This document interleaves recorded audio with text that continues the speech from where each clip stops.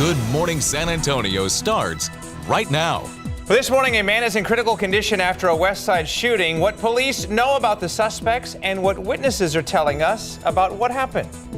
Plus, we got new information showing the man accused in the Kickapoo Lucky Eagle Casino shooting lived in San Antonio. What neighbors who lived next to him are saying about the suspected shooter. And a woman caught on camera hitting a puppy is said to be back in court today. What's next in that case? Plus, we're going to hear from the veterinarian who examined the puppy right after this incident. And with that, we say hello. Happy Tuesday. Was this the final day of September already? It is, actually. And I was so excited because I see the Halloween decorations going up all over the neighborhood. Yep. So, hey, people going outside to put that stuff up. The weather's not too bad, unless they do it super late. Meteorologist Justin Horn, how are we looking right now this morning? Yeah, do that decorating in the mornings and the evenings. That's your best bet because still feels pretty summer-like out there. I first want to show you the satellite picture. We had quite a bit of cloud cover yesterday as expected. That is starting to shift off to the east and we're seeing skies clear. As that happens, that will allow for temperatures to warm up pretty nicely this afternoon. So we'll be warmer than yesterday. We stayed in the 80s yesterday, which was nice, but today that is not in the cards. High temperatures will be around 93 here in San Antonio, 95 Stinson, 90 Bernie, 90 Comfort.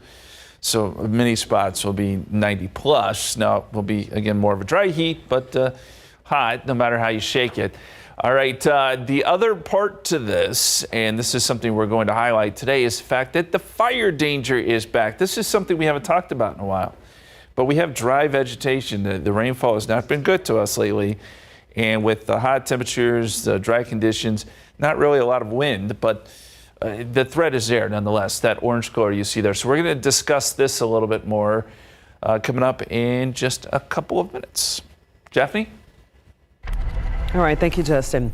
Well, this morning, San Antonio police are investigating a shooting on the west side. It sent a man to the hospital in critical condition, but we've been calling the police and the Bexar County Medical Examiner office this morning to see how that man is doing. We're still waiting for an answer, but officers were called just after 9 last night to North Colorado and Ruiz. They found a man in his early 20s shot multiple times in the neck, body, and the legs. He was rushed to the hospital. Witnesses told police that they saw 3 to 4 men running away on nearby train tracks, but didn't actually see the shooting. No weapon was recovered, and there's still no suspect description. The police say there's no current threat to the community. So this morning, we are getting updated information about the deadly shooting at the Kickapoo Lucky Eagle Casino near Eagle Pass. Maverick County Sheriff Tom Schmerber says 34-year-old Carrion Jones stepped out of his car Saturday night, grabbed a gun, went back inside and opened fire. 2 people were killed and 5 others were injured. So this morning, the suspect is now facing 2 counts of capital murder and 5 counts of aggravated assault. His bond is set at $4.5 million. Well, one of the victims, retired Customs and Border Protection agent Mark Antley, died outside the casino as he and his wife were leaving, and she was also shot and survived. About 12 stitches, and then the one where the bullet went in. It went in through here, came out over here. Now, we're still pushing for some details from DPS, the tribal police, and the Kickapoo Casino itself. Of course, all of this happened near Eagle Pass, but we know Jones lived at one point here in San Antonio. And neighbors tell us he lived at an apartment complex on Patricia Drive near West Avenue and Blanco Road on the north side. They say multiple law enforcement agencies, including the FBI, raided his apartment unit on Sunday. Neighbors say they're still shaken from what happened. When I heard it, I was panicked. Like, I was crying, I was screaming, like I couldn't handle it. So we reached out to the San Antonio field office for a statement about why they were searching his apartment. That's the FBI. And so far, we have not heard back as of late last night. This morning, a San Antonio police officer trying to be reinstated to the police force after being placed on indefinite suspension. An arbitration hearing now underway and will continue later today for the officer who is Officer Raul Rodriguez. The city says that Police Chief William McManus placed Rodriguez on indefinite suspension after an internal affairs investigation. City officials say that investigation looked into 8 documented allegations such as speeding, failing to write crash reports, and not following body cam protocols. It's the city's stance that McManus' decision was an appropriate course of action. We're going to see a pattern of an officer not doing his job. It's not going to be some big event, but it is going to be a consistent display of neglect of duties throughout at least a 2-month period. Chief William McManus is expected to testify in this case. A trial is expected to start today for the local woman caught on camera hitting a puppy multiple times. She appeared before a judge yesterday, and this is the video in question. It is difficult to watch. Now, back in January, Animal Care Services confirmed Havana Miller was seen in this video hitting a 3-month-old poodle. Miller is accused of animal cruelty. Now, during yesterday's pretrial hearing, attorneys addressed the veterinarian who examined the puppy right after that incident. The history of what was provided regarding the pet's owner and was included, and the video as well that was provided, and then the information that the pet was at the ER.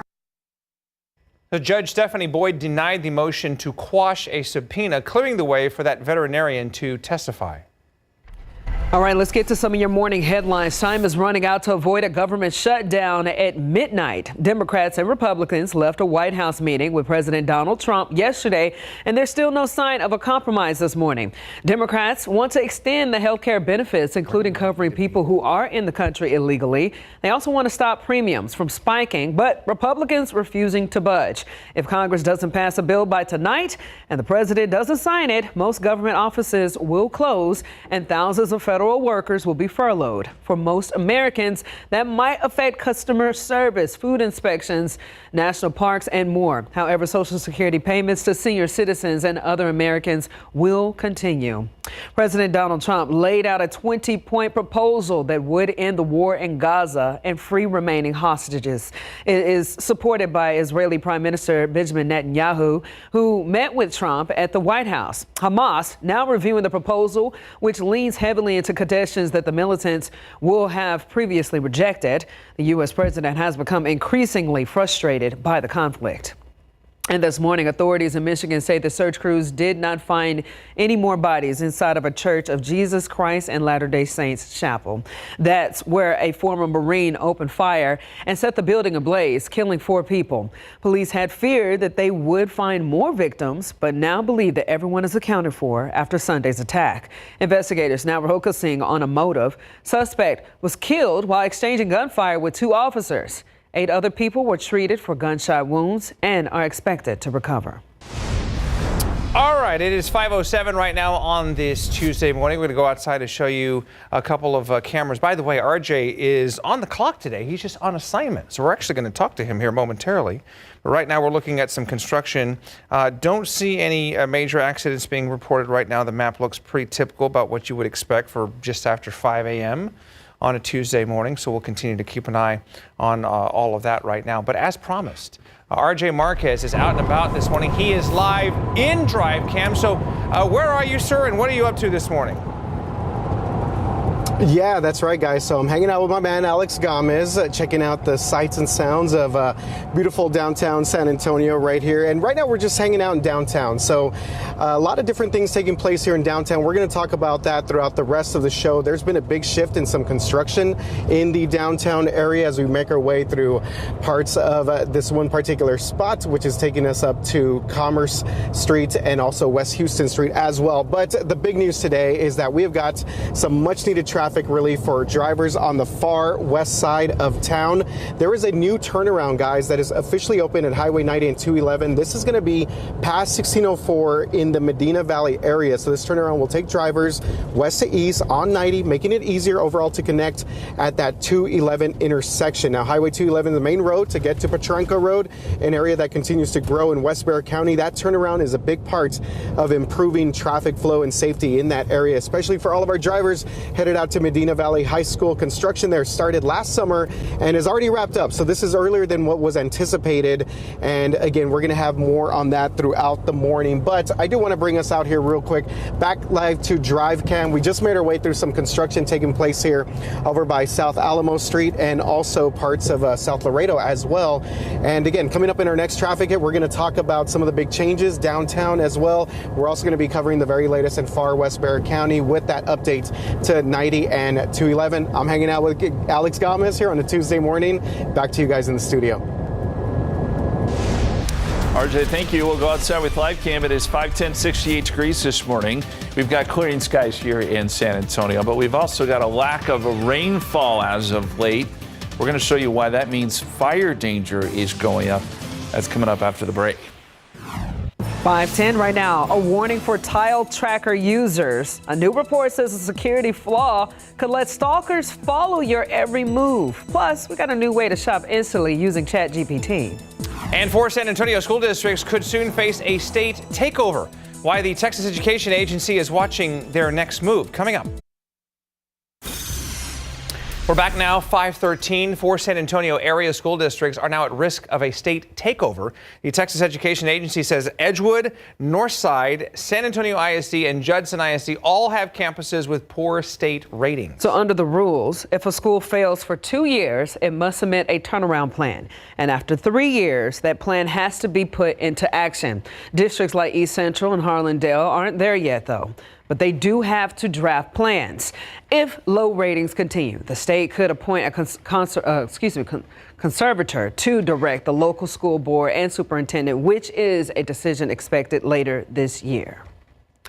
Also, just over a month away from the November elections, and now Bexar County officials said that they've come up with a solution to fix the backlog of more than 50,000 voter registration applications. First, the county is working closely with the Secretary of State and its system. Second, 8 additional temporary staff have been hired to help manually input voter registration cards.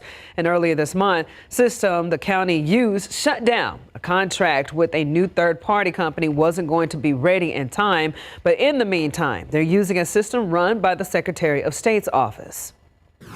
In simple terms, if you apply on time and you are eligible, your application will be processed and you will be able to vote in the November election.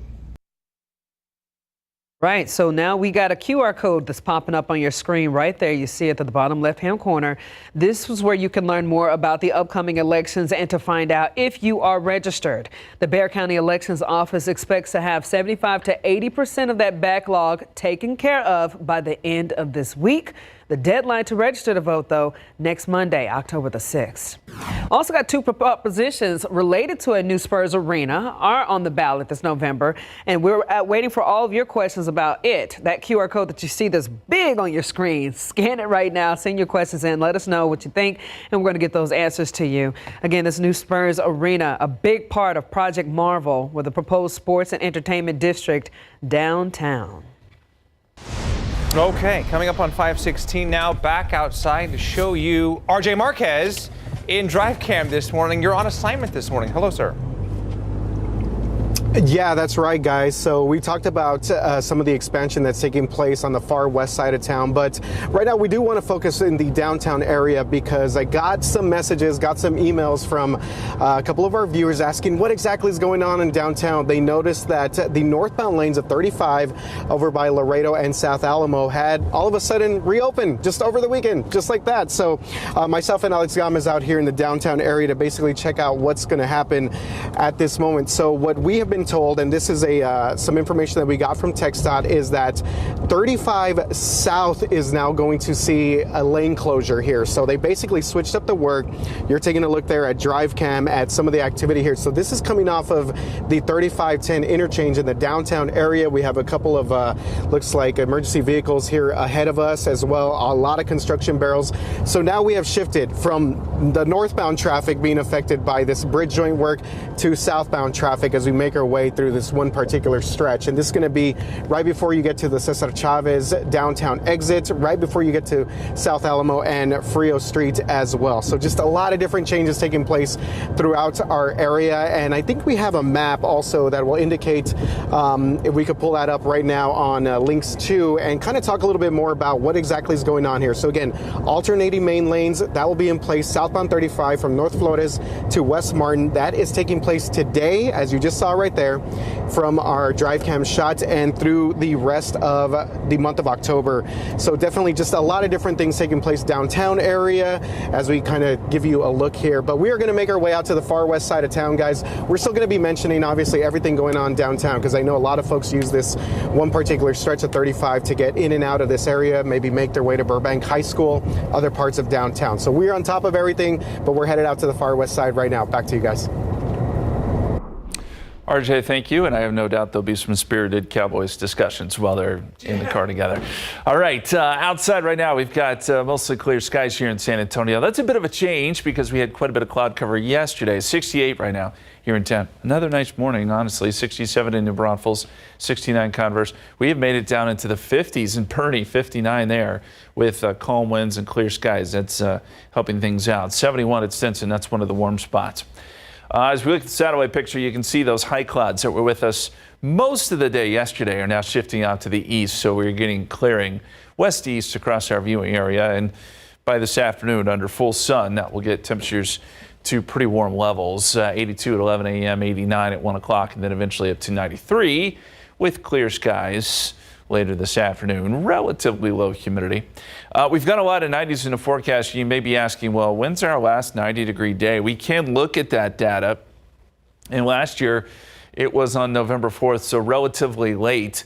The last several years, it's been at some point in October. So if you average all that out, our last 90-degree day is somewhere in late October. So we still have some time, but we may eventually start to see our high temperatures fall down into the 80s and 70s. We'll get there. We're getting there slowly but surely. Today, I think one of the bigger stories is the fact that we do have a fire danger. This is from the Texas A&M Forest Service. And where you see this orange color, that's where we have a very high risk of fire. And this is not something we've talked about in a while, but vegetation is so dry. We don't have a lot of wind. That's not really a factor, but vegetation is so dry, and of course it's going to be warm, that the fire danger is quite elevated. And I think part of this, if you look at rainfall totals over the last 30 days, you see there's a hole here. Basically San Antonio to New Braunfels, Austin, over to LaGrange, Gonzales, and just north of Beeville. This is a spot where soil is dry, the vegetation is very dry, and should a fire get started, in theory, it could spread. Now, again, winds aren't very strong, so that's a good thing. But I will tell you this, as we get into the fall, if we don't continue to see more rain, we start to get cold fronts. They bring gusty winds. They bring lower humidity with them. We have the dry fuels. All three of these things factor in, and that means the fire season could be bad as we get into the fall. That will be something to watch. All right, extended forecast, 94 tomorrow as we officially get into October, 93 as we go into Thursday, 92 Friday, partly cloudy skies into the weekend, but very consistent temperatures. We're back in that stagnant pattern with cool mornings. All right, our Just Ask Justin question this morning. I'm back in space because, I like space. So which planet has the shortest day, completing one rotation in just under 10 hours? In other words, their day is 10 hours long. I think you can say pretty easily that one of those is not the answer, but is it Earth, Jupiter, yes, Mars, or Saturn? Right now, Jupiter's got all the votes, but go to KSAT.com/polls, scan the QR code. Take a guess. It did take me a fraction of a second to pick up what you were saying, but I got it now. So yes. We can rule out one pretty confidently. Yeah, hint, hint. We live on it. I guess. 5:21 right now, 68 degrees outside. Okay, up next, a warning that says a popular tracker has a security flaw that could let stalkers follow you, plus how ChatGPT could change the way you shop online.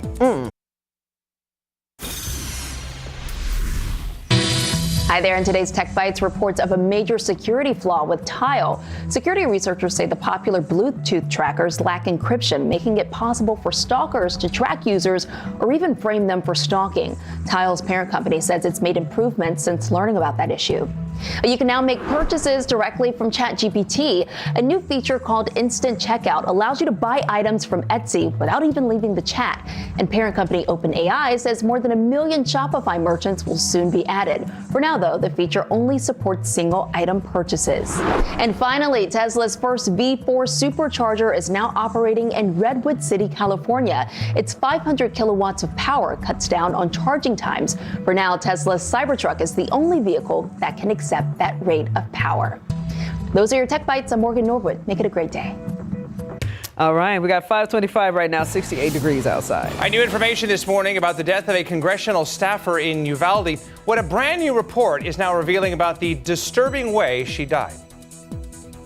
And coming up, we got Hunt volunteer firefighters share what it was like on the ground during the July 4th flood and how they're changing training and procedures to be ready the next time.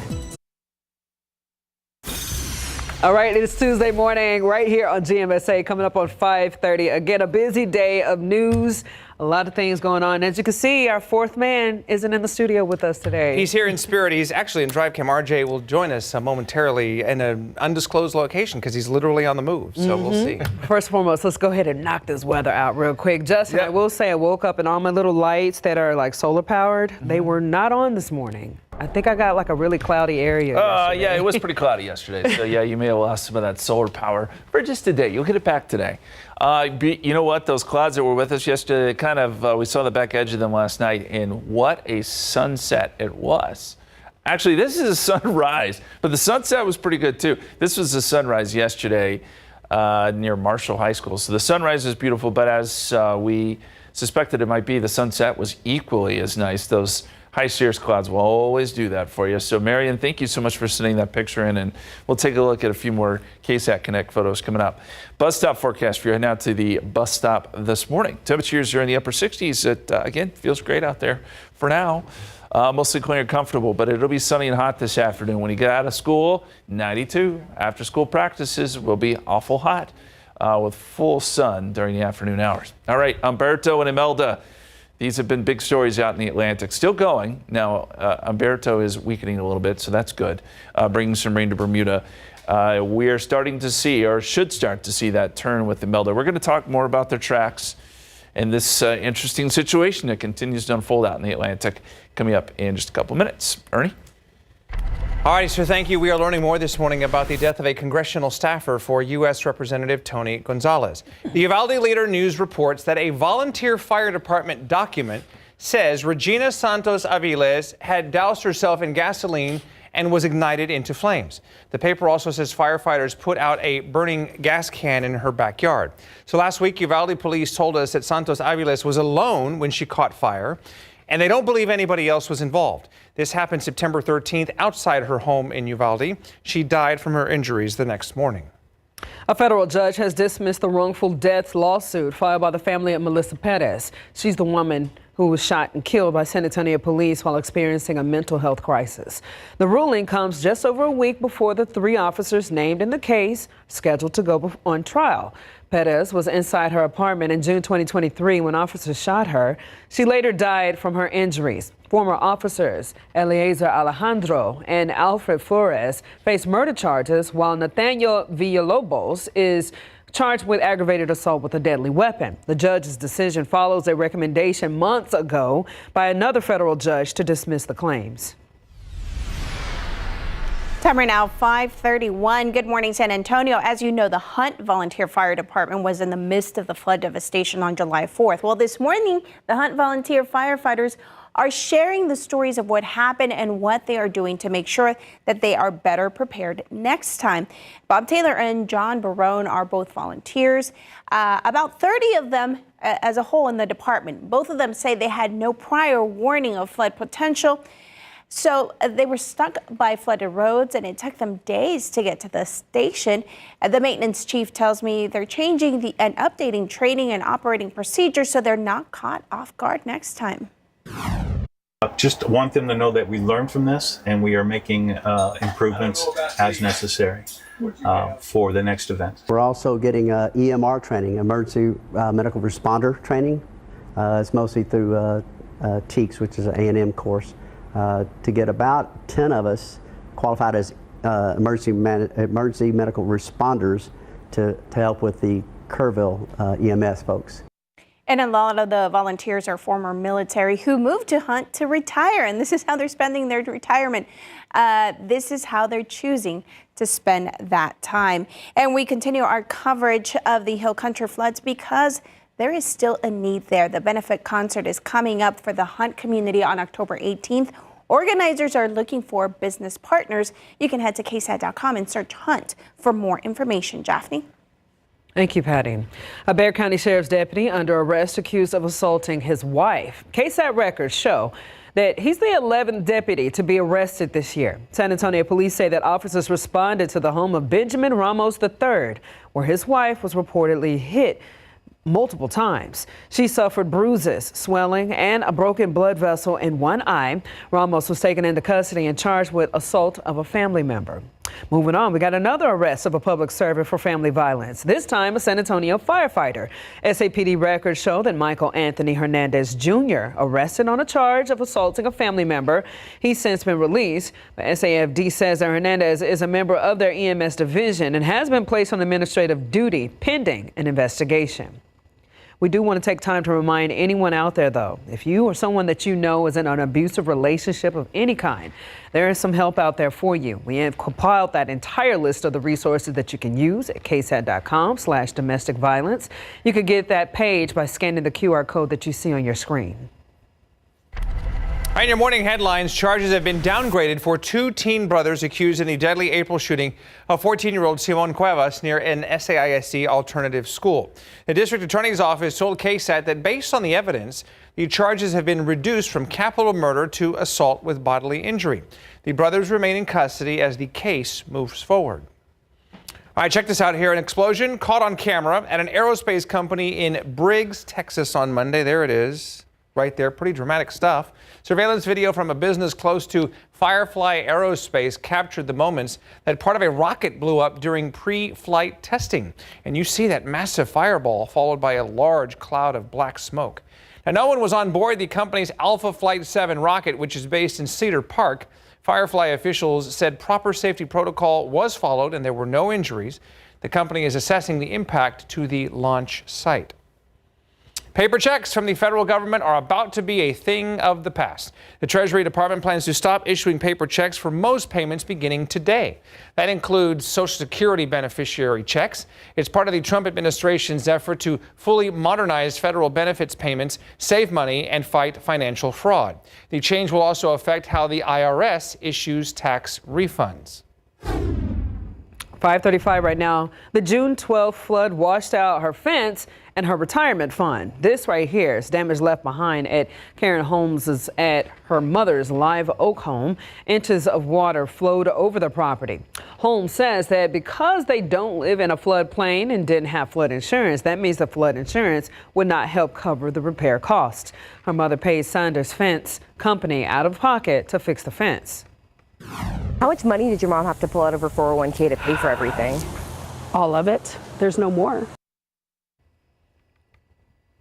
Now, it was about $11,000. As Karen tells KSAT investigates, Daniela Ibarra, her family, is now suing the company. Family members say failed to finish the job. Tonight on the Night Beat, we'll show you the work that was done and the contractor's history with the law.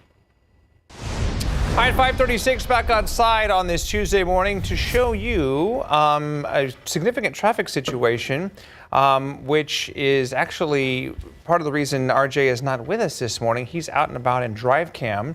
This will impact a lot of drivers on the west side of town. Right now, we're going through some of the cameras there. 410 at Harry Wurzbach. No big accidents to report right now that are slowing anybody down. But let's get to RJ again to give us an update on what's happening and who ultimately will benefit by this big traffic news today, RJ.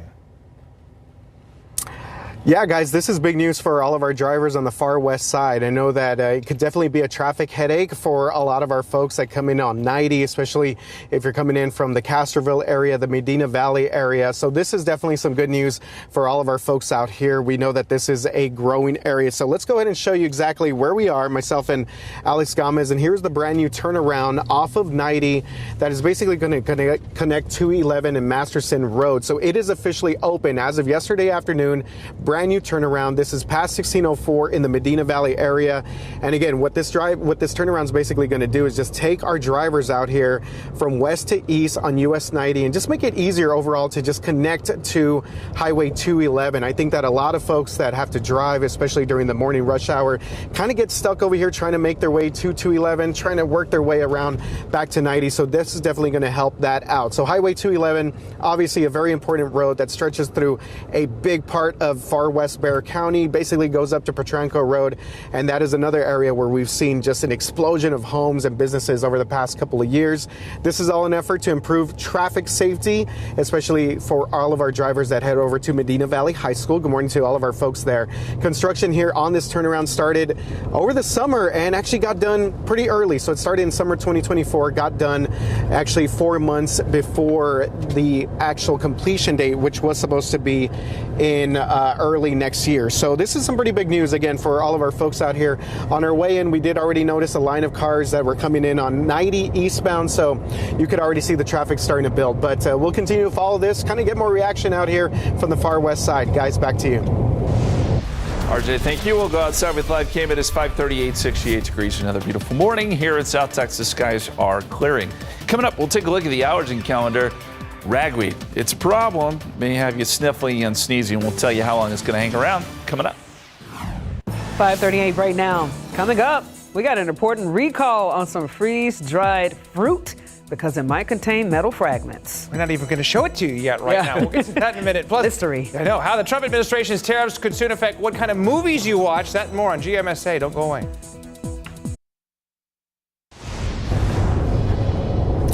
Welcome back to Good Morning San Antonio. Myself and Alex Gomez in Drive Cam, where we are checking out some much needed traffic relief on the far west side. Also going to be talking about a big change in downtown traffic. GMSA will be back after. Hey, welcome back and good morning, San Antonio. Have you ever been driving on the far east side of town and gone through the can opener? And no, I'm not talking about the thing that helps you eat a meal. I'm talking about the nickname given to an intersection by neighbors and some first responders over there at Loop 1604 and Shoeworth Road. Now, I first told you about this story back in June, an intersection that earned a reputation for being a bad spot for crashes and got that can opener nickname because the amount of cars that have had to be cut into after a bad accident to help someone get out. Neighbors in the area voiced their frustration about the design of the road and the growing traffic in the area as more homes are built around it, wanting to see a full traffic light put in. But now there's an update. While that light hasn't been installed, there seems to be some new cones set out there to stop drivers from going across the intersection. Here's what some neighbors in the area had to say about how dangerous it could be to do that back in June. But we've seen a lot of deadly accidents. A lot of majors. It's just kind of hard to cross. I mean, even though those blinking lights are there, it's like if people don't even pay attention to them. I was blown away. I went home. I told my wife about it. I told my kids. You know, my kids are just starting to drive. I said, you don't need to be out here because this is the kind of thing that happens. I'm so worried. Back in June, we learned that there had been about 138 crashes at that intersection since 2016. And now, in those last 3 months, TxDOT shows there's been 10 more. Later on this morning, I'm going to be going out there speaking with some of the neighbors about their thoughts about the new changes and find out what else they'd like to see to make sure everyone in the area has the opportunity to get home safely. Guys? Devin, thank you, sir. When your consumer headlines this morning, True Fruit has recalled some of its freeze-dried fruit because it might contain metal fragments. Affected items are True Fruit freeze-dried strawberries in dark and white chocolate and strawberries in cream. They were sold at retailers including Target and CVS. A report from a customer spurred this recall. So far, there have been no reports of any injuries. The Trump administration's tariffs are hitting the big screen. And what I mean by this, in a social media post, President Donald Trump announced plans to impose a 100% tariff, quote, on any and all movies that are made outside of the United States. Now, so far, there's no word about when or how this move will be enacted, but it would be the first time President Trump threatened to place a tariff on a service as opposed to a raw good. Earlier this year, Trump commented that other countries have offered tax incentives that have drawn filmmakers abroad. He says that this has hurt the United States. Well, someone in San Antonio is a lucky winner. They scored $1 million off a scratch-off lottery ticket. The ticket was purchased at the Circle K on Walsham Road near Loop 410. This win marks the second time out of 6 that a top prize of $1 million has been claimed in this game. That is good news right there. And right now we got some great news dealing with over on our traffic. RJ Marquez is out and about in drive cam, celebrating some welcome news for a lot of drivers out there. On the far west side. Now, RJ, you know this is my neck of the woods, so this is actually some good news for me. Yeah, Jeff, you're definitely going to have to let us know how it goes. Give us a first-hand account. You know, I always say that Justin is my traffic guy on the ground when it comes to all of the traffic on 1604 on the north side and northwest side. So yes, we definitely need that report. But yeah, guys, we're talking about this turnaround, brand new. It's opening up right here on 90 at 211. So some pretty big news out here for our drivers on the far west side of town. But real quick though, I do want to also address downtown because there's also a big shift in the downtown area as well. If we can go ahead and pull up one of the maps that we had made before Alex and I hit the road. Basically, they have shifted the traffic work from northbound 35 over by Laredo and South Alamo Street. That's now going to be on the southbound lanes, but that's going to be a little bit further north over by 35 and 10. So before we made it out here to the far west side of town, myself and Alex, we drove on 35 south, and you could see that there was one lane closure there, and then we swung around. We took 10 also into downtown, one lane closure there as well. So that will now be in place throughout the rest of October. So again, now we're looking at 35 south over by Martin, Cesar Chavez, and Florida Streets. Just keep that in mind if you're about to step outside downtown. Guys, back to you. All right, RJ, thank you very much. And I want to start with the pollen count this morning. Ragweed was moderate yesterday at 350, and ragweed has kind of been right in that zone, either low to moderate, but we've had several days here where it has been moderate, and a lot of sniffling and sneezing, a lot of people asking about ragweed season. So just a bit of a reminder, it typically starts right around September, peaks late September and early October, but do know that it lasts until the first freeze. Now, fall elms kind of dropped out of the pollen count. We saw that for a while. Now it's just kind of ragweeds and mold, but yes, so it's going to last a while longer. Sometimes it can go well into November because obviously we don't get a freeze until then. And also of note, ragweed thrives in breezy, dry conditions, which it has been drier as of late. So this could be one of the reasons that ragweed is kind of thriving at the moment. For all of you who are sneezing, myself included, I feel your pain. I feel your pain. All right, Umberto and Imelda, still side by side here in the Atlantic. So Umberto looks far more ragged this morning than it did yesterday. It's being sheared a little bit. You can see the convection is kind of to the east of the center of circulation here. And Imelda, still a tropical storm. Winds are at 70 miles per hour, so this is on the verge of becoming a hurricane. Umberto is weakened to winds of 100 miles per hour. Umberto is moving north-northwest at 17. It is yet to make that turn. Imelda is just now starting to make her turn to the east at moving northeast at 7 miles per hour. Now, these are not technically going to cross paths because they'll be kind of on different timescales. So this is what's going to happen with Umberto. So by Wednesday, it'll be up here north of Bermuda, winds at 85 miles per hour. Imelda will strengthen and move over the same areas that Umberto existed, but again, in different spots. And then they'll be close together on Thursday before one weakens. Umberto weakens, and then Imelda eventually weakens. All this to say, they're both going to stay out of our open water. Should not be a problem for the east coast of the United States other than some higher swells next few days. 68 degrees at the airport, 67 in New Braunfels, still in the 50s there in Bernie, feeling really nice up in the hill country.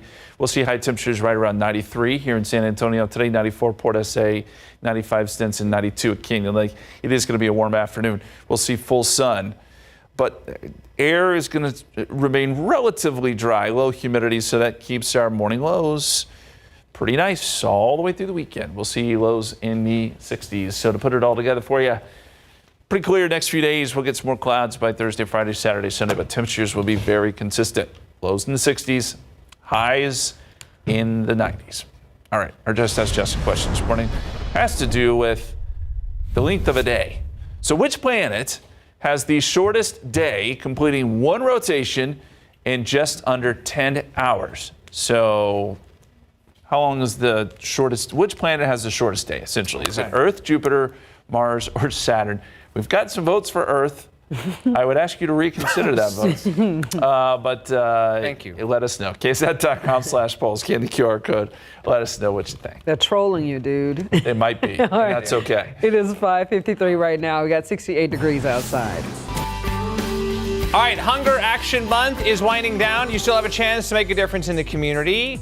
The San Antonio Food Bank feeds over 100,000 people every week, and they cannot do it alone. And one easy way to give back is by dropping off items from the food bank's 12 most wanted list. Now you can do this at any of the 19 RVFCU branches. You can fill out that full list and locations and the items that they need most if you're KSATcommunity.com.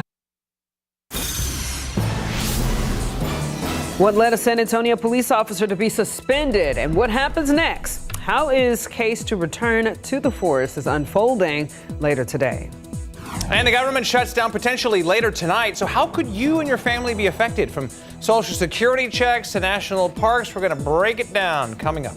And we got photojournalist Alex Gomez and RJ Marquez out and about on drive cams, showing you what your commutes are looking like and giving us some really cool updates on the far west side. Coming your way at 6.